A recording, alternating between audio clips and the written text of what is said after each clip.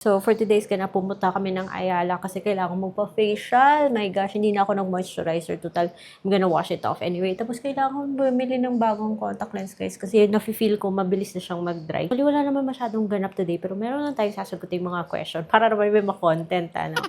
Shout out sa kay Eileen Buenage. At rin, makakabuo ba ng good credit score yung secured na credit card kahit may overdue sa home credit? At may nagtatanong dito paano mag-loan. At merong dito nag-comment about sa BAP or Borrower's Advantage package ng loan platform na si Finbro, guys. Well, these are mga topics na masarap pag-usapan. Pero para ma-refresh naman kayo, labas tayo ng bahay. Mag-ikot-ikot tayo while pag-uusapan natin yan. Okay, so ito lang yung bag ko. Maglalagay lang ako ng lip gloss kasi medyo dry yung lips ko. Itong patagal ng vlog. Off lang natin yan.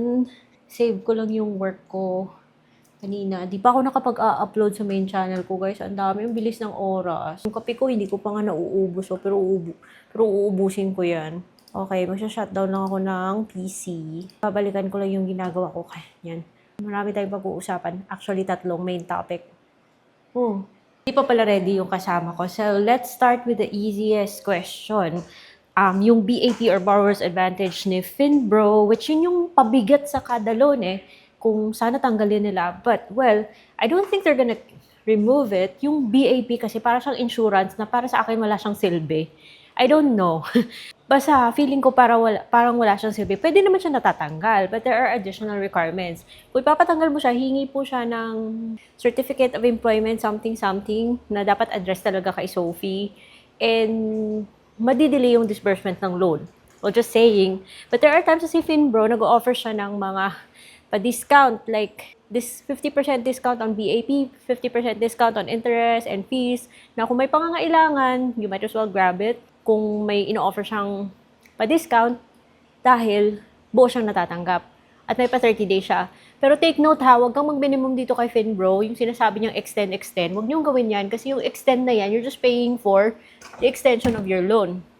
Hindi yan mababawa sa principal. So yung mangyayari, magbabayad ka ng panibagong BAP or Borrower's Advantage package, then magbabayad ka ng interest, then magbabayad ka ng service fee. Pero kung gusto mo talagang magbawas yung interest, dagdagan mo ng konti yung imi-minimum mo. Pero luging-lugi ka talaga dito, guys. Kaya kung kayang bayaran si Finbro within 30 days, bayaran mo. Kasi para sa akin, hindi rin siya totoong installment. Very rare. Tatawag siya kung mag-offer siya sa'yo ng installment. Say, for example, usually, kapag extend ka ng extend, eventually mag-offer siya ng installment. Pero very rare. Like, ang laki talagang malulugi muna sa'yo bago siya mag-offer ng parang something na para finally mabawasan yung loan mo. Then, agad-agad naman siya mag-offer ng panibagong loan. So, dun kasi siya kumikita sa mga fees niya . So, dapat I agree na dapat tanggalin yan. Pero for some reason, nakakalusot siya. So, I don't think it will ever go away. And kung sakali man pwedeng tanggalin, pahirapan naman, diba? So, yun yung masasabi ko. So, next, yung pinakamadali, yung question na paano mag-loan. Yung sinasabi ko, guys, na kailangan ko nang kailangan ko nang magpa-facial. Kita nyo mga tan lines ko. Alam nyo naman, swimming, bike, run, yung peg ng tita nyo. Kaya, ang lala ng mga tan lines ko, guys. So, my skin needs TLC. Kaya, while nagpapa-facial tayo, sasagutin natin yung mga questions nyo. Anyway, asa na ba yung mga kasama ko? Kasama ko, hinihintay ko. Sabi pa naman niya, ako yung pinakamabagal. Babe! Come on! Akala ko ba ako yung pinakahuli? Ikaw yung huli.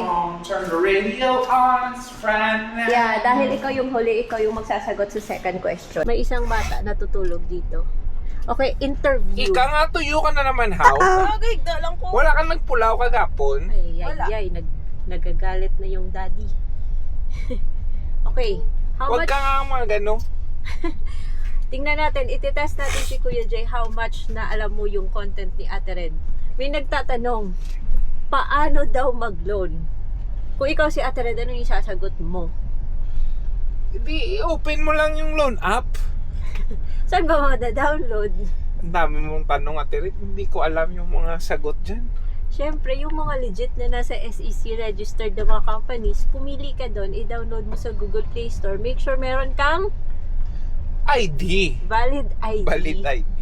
Tapos, sasagutin mo accurately yung or charot. Ano ba yung marirecommend mong mga legit kung nakikinig ka sa mga vlogs ko? Ang dami. Tulad ng... One hand at Maya. Uy! May sumagot! Ano? One hand at Maya. Alam niya. Ikaw, Kuya Jay, ano yung para sa'yo? Ate Red, na ano ako ha, na awkward ako sa ginagawa mo sa akin. Starts with letter B! Bilis. Ano pa yung alam mo? Ano yung naririnig mo sa akin? Starts with letter C! Si Kasyalo. Wow! Nanonood siya ng mga vlogs ko. Ano pa yung legit na nalalaman mo? Yung Starts with J-Lo. letter K! Letter K? Why na? You failed. Lo. Kredibo. 2 points. Ay, 1 point. Ano pa yung mga legit? Anyways, yun. Pero wag si Finbro, guys, Wag si Finbro. Mataas yung borrower's advantage package niya. Mas matindi pa kaysa sa ano niya, sa interest tsaka sa service fee. Biglang nagyayang kumain. Nagutom kasi. Paano yung nag-vlog lang? Gamo na lang sila. No, it's like ka-emerge ka ano na? Sa experience ba sa iba yung tao? You don't need to say anything.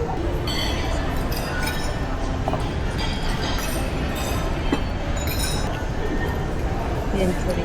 Dami?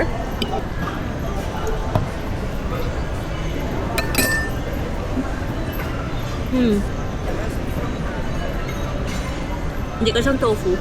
Mo, water spinach, beef tofu. Uy, kauna.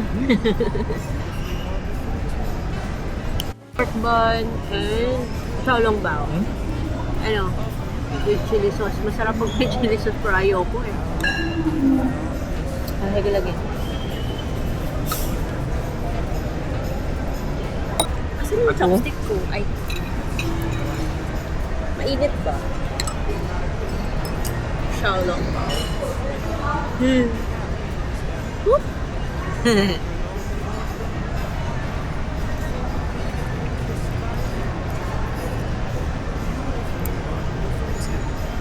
Mainit. Tululo lang. Mainit eh.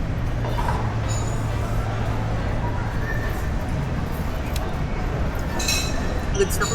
Gusto tayo kumain guys at dahil nasa Modern Siyang tayo, kuha tayo ng discount. Unfortunately, kailangan mo mag-update ng ng BFF ko. I suppose meron tayong 20% or 30% discount. O diba, para sulit. Yung next question natin is, kung mapapaangat ba yung credit history mo ng isang secured credit card kahit na may utang ka pa or OD or hindi nabayarang home credit or ibang mga loan apps. We'll get to that later, but wait.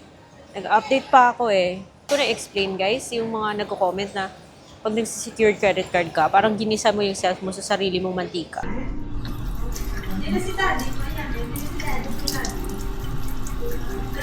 May run pagid. May swimming pagid. May mask tayo. So yun, ilang beses ko na kasi yan in-explain na huwag kasi masyadong nega when it comes to the idea of a secured credit card because it's not as bad as what you think. Ayoko nang i-explain guys. Ilang beses ko na talaga i-explain na wala akong magagawa kung super negative talaga yung pag-iisip ng mga tao. Anyways, ang labig. Nagsi-secured credit card ka because you want to build credit or hindi ka typically na-approve. So magsi-secured credit card ka muna. In the meantime, na pinapaangat mo pa yung credit score mo. Yung paggamit ng secured credit card is gonna be like a normal credit card. Yun nga lang, have one, kailangan mo mag-deposit kasi yung deposit mo yan para siyang collateral sa magiging credit limit mo and depende sa credit history or sa record mo like paying your dues on time, eventually i-release na ng bangko. There are banks that release it after a year and there are times that you need to call the branch. Yung sa Metrobank po, it took 3 years bago sila mismo yung nag-release na yung in-inform na lang nila ako mag-release. I don't think mag-increase siya like any regular credit cards. Mapapaangat ba niya yung credit score mo while nagsisecure credit card ka? Kung may OD ka sa home credit or ibang mga online loan platforms, ang wasted effort siya guys because si home credit and other online lending platforms nagre-report din sa CIC niyan, Credit Information Corporation. So kahit na good payer ka sa credit card mo, if kung may bad credit history ka naman, parang nakaka-cancel niya rin kung ano man yung naging plus points nito sa credit history mo. So that is why we need to be consistent. Hindi lang sa isang lending company or sa credit card, dapat sa lahat din. inaalagaan din natin. So, it's like, dagdag bawas ba? Kung good payer ka dito, pero may OD ka dito, so what's the use, diba? Yung ganun. Ganda naman ng ring light. Charot. So, nagpapasteam tayo, guys, because later on, magpe-facial. Going back doon sa credit card, yung magandaan naman ng pagkakaroon ng secured credit card. Okay, let's assume wala kang OD, wala kang lahat. You just want to build credit. Gusto mo lang meron kang parang track record na good payer ka, marunong mag-handle ng debt. Then, a secured credit card can help you build o paangatin yung credit score mo.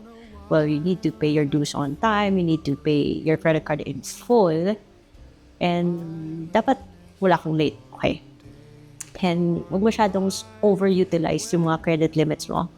Yung kamandaan sa pagkakaroon ng secured credit card is that eventually, okay, magagamit mo to as a reference pag nag-apply ka sa ibang credit card. I don't know, but this is just based on my personal experience. Yung sa akin, okay, I have a Metrobank credit card.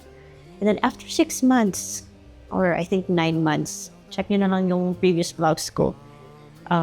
After a few months, at least 6 months, nag-apply ako ng Security Bank na credit card.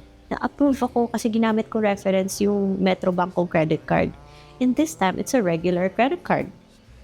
Okay, and yung binigay sa akin na credit limit is twice the credit limit that I have with Metrobank. And then after a few months again, nag-try ulit ako mag-apply ng credit card with Metrobank. This time, regular din, na-approve ako. And then after another year or so, na-approve ulit ako sa credit card with Metrobank. So, naging tatlo yung credit cards ko with Metrobank. Yung isa secured, 35K. Yung yung maganda pala sa Metrobank is that kung magkano yung security deposit mo, yun din mo yung magiging credit limit mo. Yung ibang banks kasi a percentage of that lang. For example, sa BDO, 90%. Pag nasi-secure credit card ka sa BDO, 90%. Pag sa Security Bank, 85%. Pag sa Maya, 80%. Yung ganon. So, sa Metrobank naman, kung 35,000 yung dineposit mo, 35,000 din yung magiging And then after 3 years nila yun ni-release. I think ma-release naman yun earlier kung tumawag ako sa branch, but I did not bother. And guys, dito na tayo nagtatapos. Tapos na ako magpa-facial. Naikwento ko naman, nasagot ko naman yung party sa question. Oh, you say goodbye na, Char. Wala lang.